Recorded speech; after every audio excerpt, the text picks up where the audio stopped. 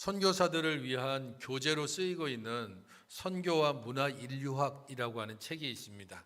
그래서 타 문화권에 선교를 위해서 가게 되는 선교사들에게 문화를 어떻게 이해해야 되는지에 대해서 문화 인류학적인 여러 가지 이론들을 제공해 주는 책이기도 합니다. 그 책에 보면 아프리카 한 지역의 선교사들 이야기가 실려 있는데, 아프리카 한 지역에 선교사들이 도착하고 그곳에서 선교 사역을 펼치기 시작했습니다. 원주민들이 거의 거부감이 없이 이 선교사들을 받아들이고 선교사들에 대해서 매우 긍정적으로 반응을 했습니다.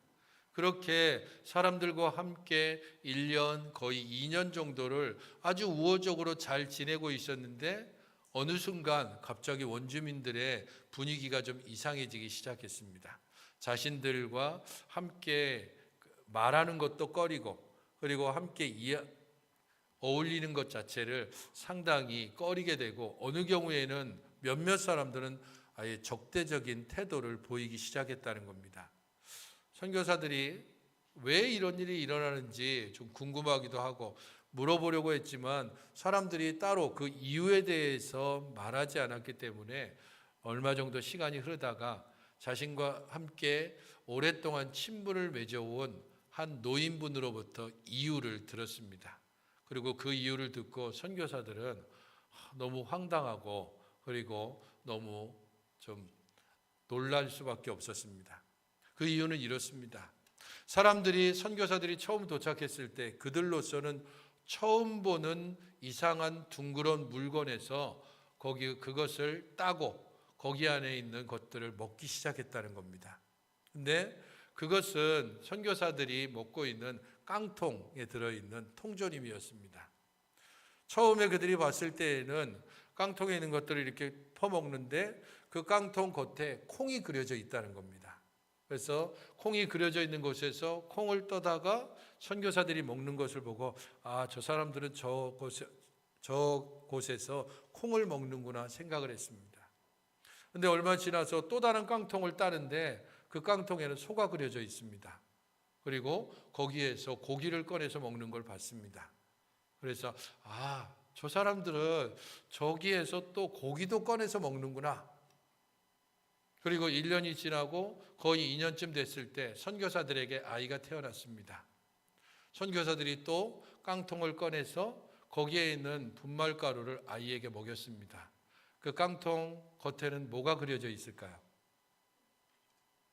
아기가 그려져 있었습니다. 원주민들이 오해를 한 겁니다. 콩이 그려져 있는 곳에서 콩을 먹고 소가 그려져 있는 곳에서 고기를 먹었는데, 아기가 그려져 있는 것을 아기에게 먹이는 것을 보면서 원주민들은 그야말로 깜짝 놀란 겁니다. 사실 이것은 문화적인 오해이고 서로 간에 소통하지 못해서 빚어진 일입니다. 그것처럼 문화적으로 서로 다른 환경 혹은 서로 다른 관습, 그런 가운데서 서로를 이해하지 못하고 서로에게 거리를 두고 서로 간에 나누어지는 일들이 선교제에서 일어날 수 있다라는 것을 이 책에서는 예를 들어서 설명을 해줍니다. 마찬가지로 오늘 우리가 보는 이 본문에서는 서로의 문화 차이 때문에 히브리파 사람과 헬라파 사람들 사이에 금이 가고 원망이 생기고, 그런 가운데서 한참 잘 성장하고 자라고 있던 예루살렘 교회가 심각한 위기를 맞는 이런 상황을 어떻게 함께 해결하고 극복해 갔는지를 오늘 우리에게 보여주는 장면입니다. 1절을 함께 보시기를 바랍니다. 1절입니다. 같이 읽어보실까요? 시작. 그때에 제자가 더 많아졌는데 헬라파 유대인들이 자기의 과부들의 매일의 구제에 빠짐으로 히브리파 사람을 원망하니. 초대 예루살렘 교회는 대체로 교회의 원형이고 모범이라고 여길 정도로 가장 아름답고 그리고 가장 완벽에 가까운 교회라고 생각을 했습니다.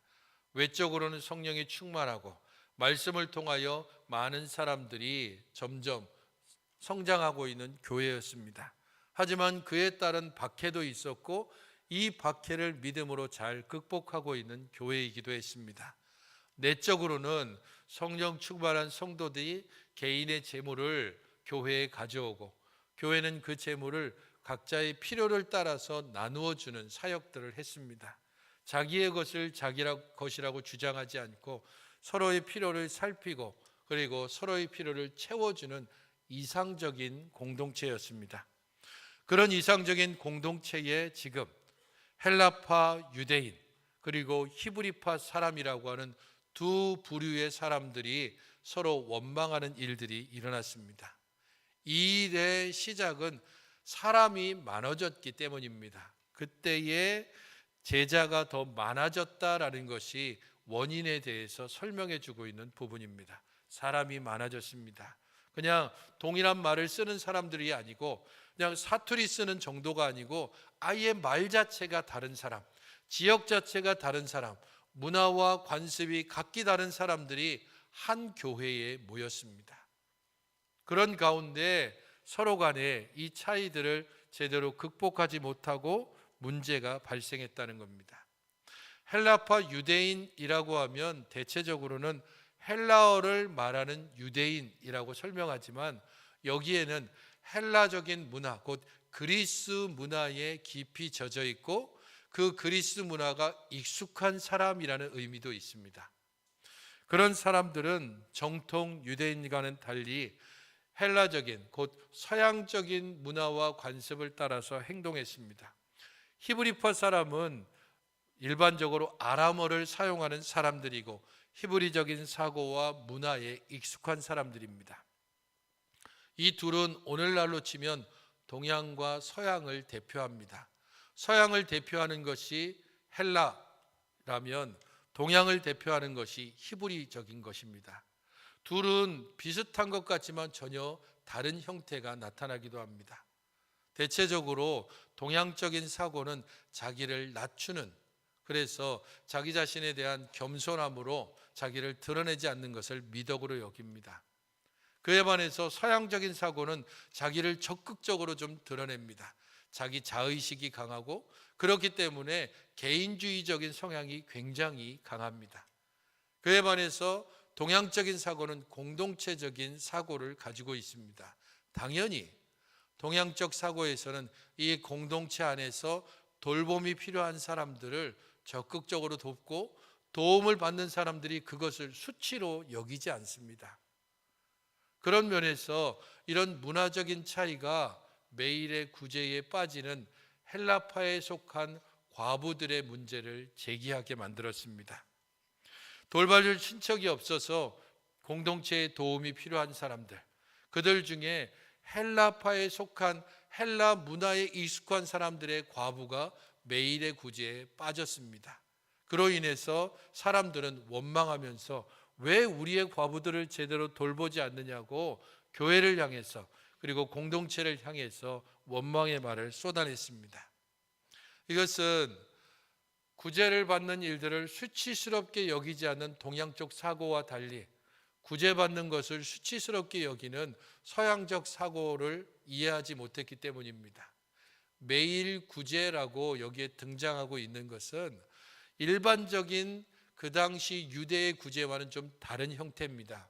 왜냐하면 유대적 사고에서 구제라고 했을 때 그 단위가 매일매일이 아니라 일주일 단위로 이루어집니다. 곧 안식일과 안식일 사이, 이 신학적으로 바뀌었기 때문에 주일과 주일 사이에 이 구제가 이루어집니다. 그래서 일주일치로 음식이나 의복이나 이런 게 제공됐습니다. 긴급한 상황이 있을 때 가령 이 사람이 스스로 움직이지 못하는 그런 장애를 가지고 있거나 혹은 질병을 가지고 있어서 매일 음식을 제대로 공급하지 못할 때에는 매일 구제가 필요한 겁니다. 그런 면에서 일주일 단위의 그런 구제도 행해지고 매일의 구제라고 하는 긴급한 구제도 교회 안에서 이루어지고 있었습니다.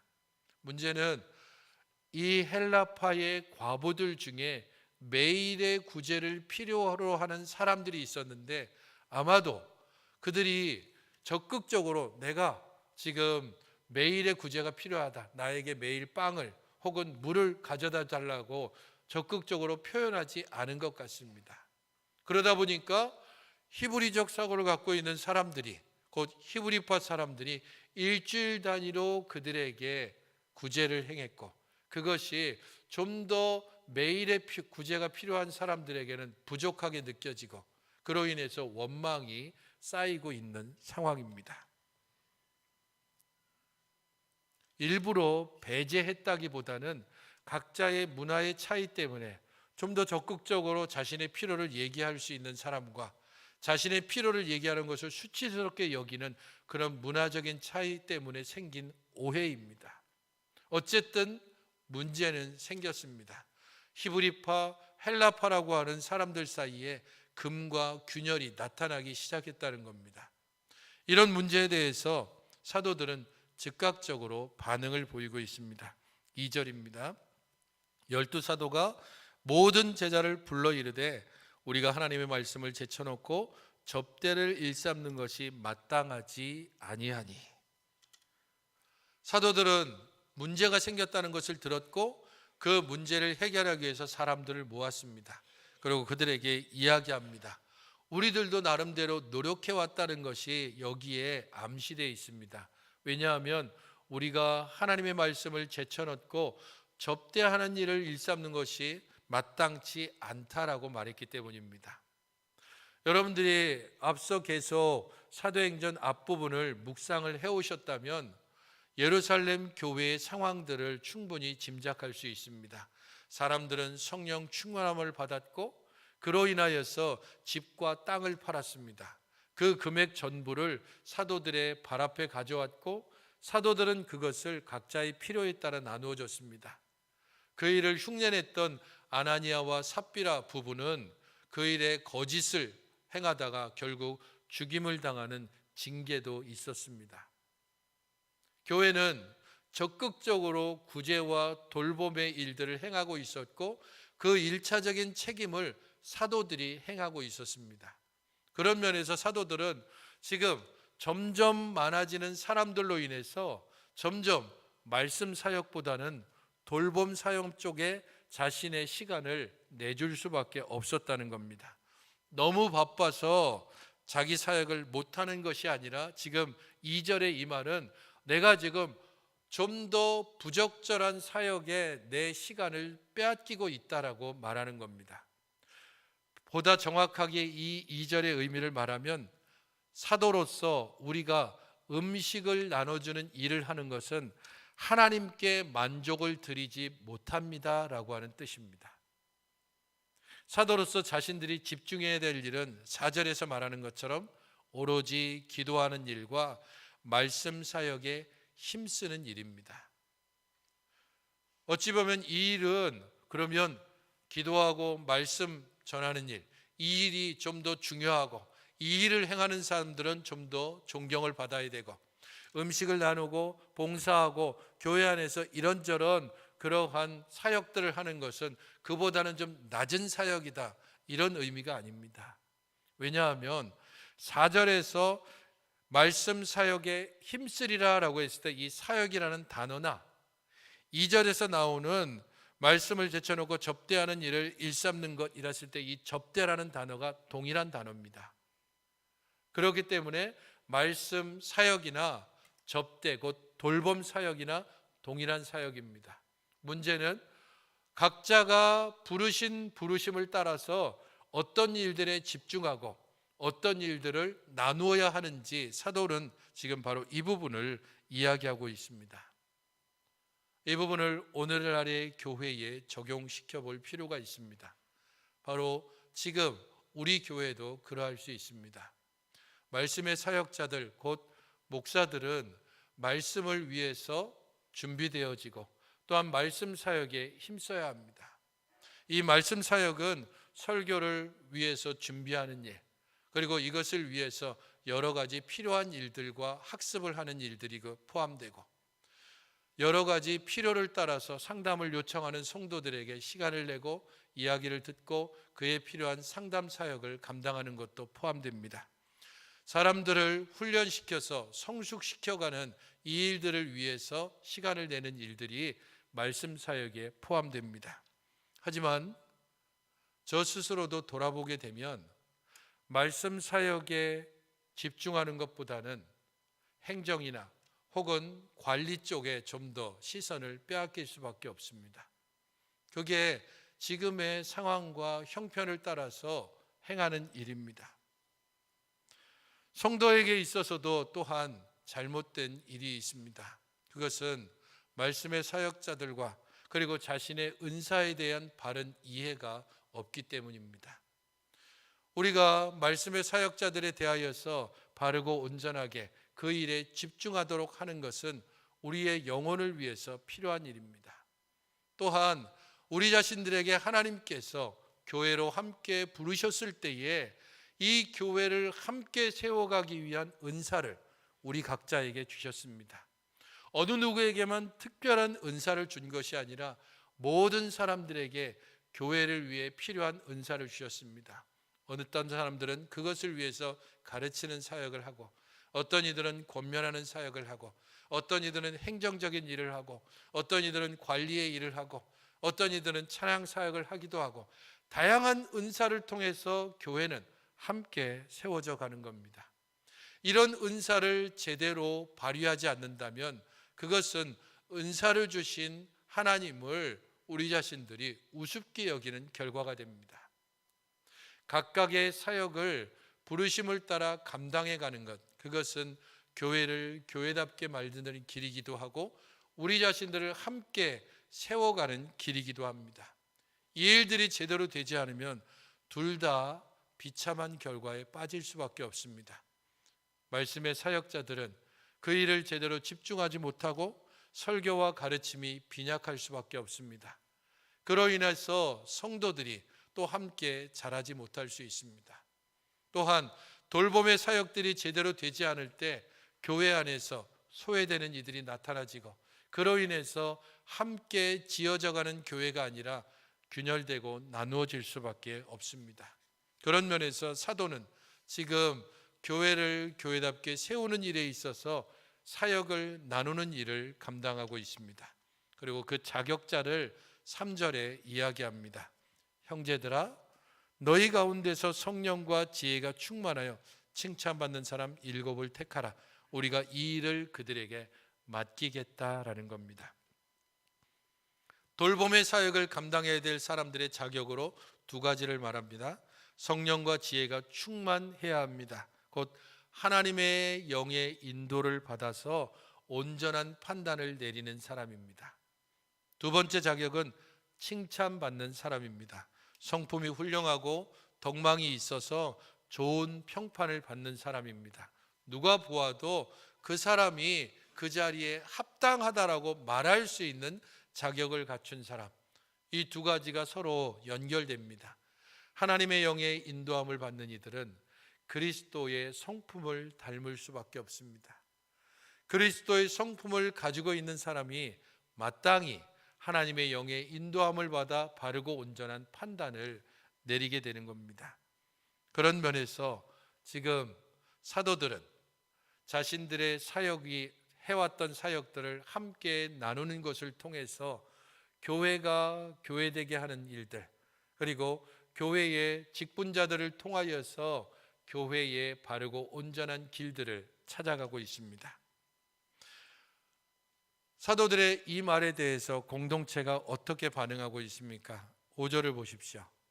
온 무리가 이 말을 기뻐하여 믿음과 성령이 충만한 사람 7을 추천하고 세우고 있습니다. 온 무리가 이 말을 기뻐했습니다. 말씀 사역과 구제 사역이 분리가 되었습니다. 이제까지는 사도들이 혼자 감당해 오던 것을 동일하게 이제는 말씀 사역을 누가 감당할 것인지, 또한 구제와 돌봄의 사역을 누가 감당할 것인지를 명확하게 나누고 이 둘을 구분했습니다. 명심하십시오. 구분한 것입니다. 차별하는 것이 아닙니다. 누가 누구보다 위에 있고 어떤 직분이 다른 직분보다 더 거룩하고 더 신령한 것이 아닙니다. 동일한 사역이지만 이 2 사역을 구분해서 함께 나누어짐으로써 교회를 좀 더 교회의 역할을 하도록 하는 것입니다. 그래서 이 두 사역 모두에게 섬김이라는 단어를 사용하고 있습니다. 그리고 사도들은 기도하고 그들에게 안수했습니다. 이것은 굉장히 중요합니다. 왜냐하면 초대교회, 모든 교회의 원형이고 모범으로 여겨지는 이 초대교회가 처음으로 세웠던 직분이 돌봄과 섬김의 사역이라는 데 있습니다. 물론 여기에는 집사라고 하는 단어가 없지만 섬김이라는 단어가 집사로 번역이 됩니다. 그런 면에서 오늘날 안수 집사의 역할들, 그리고 조금 완전하지는 않지만 재직으로서 세워지는 서리 집사의 역할들은 바로 이 사역입니다. 돌봄 사역, 섬김 사역. 그것을 통하여서 사람들을 세워주고 교회를 교회답게 세워가는 일들을 감당하는 그 일을 위해서 초대교회가 가장 먼저 사람들을 세웠습니다. 공동체 내에 가난한 자, 그리고 돌봄이 필요한 사람들, 그들을 위해서 직분을 세우는 일이 초대교회가 가장 먼저 했던 일입니다. 그렇기에 오늘날 교회가 직분자를 세운다는 것은 초대교회의 이 정신을 그대로 이어간다는 의미가 있습니다. 말씀 사역과 돌봄 사역을 함께 나눔으로써 서로 짐을 지는 것을 통해 서로가 교회를 함께 짊어지고 교회를 함께 세워져 갑니다. 그 결과 어떤 일이 나타났습니까? 7절을 함께 같이 읽어보시겠습니다. 7절입니다. 시작. 하나님의 말씀이 점점 왕성하여 예루살렘에 있는 제자의 수가 더 심히 많아지고 허다한 제사장의 무리도 이 도에 복종하니라. 교회 내에 일어났던 문제가 있고 이 문제를 해결하고 그것을 위해서 직분자를 세웠을 때 교회에 변화가 일어났습니다. 이 변화를 7절에서는 동사 3개를 사용하고 있습니다. 자라나고 있었다, 증가하고 있었다, 복종하고 있었다. 이 동사 3개가 다 미완료 시제입니다. 미완료 시제는 뭐냐 하면 지금도 여전히 계속되고 있는 일. 그래서 자라고 있습니다. 증가하고 있습니다. 복종하고 있습니다. 이전에도 그랬고 지금도 그렇고 계속해서 지금 일어나고 있습니다라고 동사 3개를 쓰고 있습니다. 하나님의 말씀이 점점 자라고 있습니다. 말씀 사역에 사도들이 집중한 결과입니다. 제자의 수가 크게 증가하고 있습니다. 각자의 은사를 따라 부르심을 따라서 각자의 역할들을 감당하는 제자들이 성숙하게 점점 증가하고 있는 것입니다. 그로 말미암아서 제사장의 무리들, 곧 외부에 있는, 그래서 이 복음의 도를 반대해 왔던 대적자들의 무리들 중에 많은 사람도 복종하고 있습니다. 그들이 어떻게 교회를 세워가는지, 그들이 어떻게 함께 사랑하는지, 그들이 어떻게 효율적으로 교회 안에서 서로의 사역들을 감당하고 있는지를 보면서 그 도의 능력을 보고 그 도에 분명한 확신을 가지고 복종하고 있는 것입니다.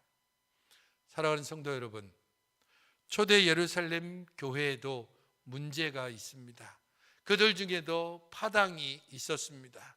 그러나 그 문제를 바로 파악하고 거기에 따른 문제 해결 방법을 신속히 도입해서 직분자를 세웠습니다. 이 직분은 돌봄과 또한 나눔을 감당하는 사역입니다. 교회의 사역들을 이렇게 바르고 온전하게 세워가자 교회는 더욱더 든든히 세워져 갔습니다. 오늘 우리 교회는 교회의 변화를 따라서 5월 29일 날 직분자를 세우기 위한 공동의회를 개최합니다. 그 시간들을 통해서 안수 집사님과 권사님을 세우게 될 것입니다. 돌봄과 나눔의 사역을 감당할 분들을 세우는 것입니다. 그러므로 이 한 달의 기간 동안 우리는 정말 엎드려 기도해야 할 것입니다. 초대교회가 직분자를 세웠을 때 가졌던 2가지 자격에 대해서 생각해 보십시오. 성령과 지혜가 충만한 사람, 또한 칭찬받는 사람, 그래서 교회를 교회다게 하고 은사를 바르게 온전히 사용하고 하나님이 부르신 그 부르심을 따라서 말씀 가운데 바로서 하나님의 교회를 더욱더 세워가는 그러한 직분자들, 바로 그런 직분자들이 이 교회 안에서 세워지도록, 바로 그런 직분자들을 통해서 이 시정교회가 더욱더 든든히 서 지역사회 가운데 생명의 말씀을 온전히 전하고 구원받는 자를 날마다 더하는 움직이고 자라가는 교회가 되게 해달라고 위해서 기도하셔야 할 것입니다. 우리가 말씀 안에 바로 서는 것, 그로 말미암아서 하나님의 길을 온전히 따라가는 직분자를 세우는 일들을 통해 주의 교회를 세워가는 이 일을 위해서 여러분들 함께 이 한 달 동안 기도하시고, 이 한 주간 동안 나에게 주신 은사는 또한 무엇인지, 이 은사를 따라서 바르게 섬기고 있는지 나 자신을 돌아보며 또한 기도해야 할 것입니다. 함께 기도하겠습니다. 아버지 하나님, 저희 모두를 주의 은혜 가운데 세워주시고 주의 말씀 가운데 온전케 하여 주셔서 주님, 저희를 부르신 그 부르심을 기억하고 저희들을 세우시는 바로 그곳에서 주 앞에 순종하며 주의 말씀 앞에 온전히 엎드려 주의 길을 따라 행하게 하여 주시옵소서. 저희들 모두에게 우리 주님의 선하신 뜻을 온전히 보여주시고 그 길에 순종케 하여 주시옵소서. 예수님의 이름으로 기도하옵나이다. 아멘.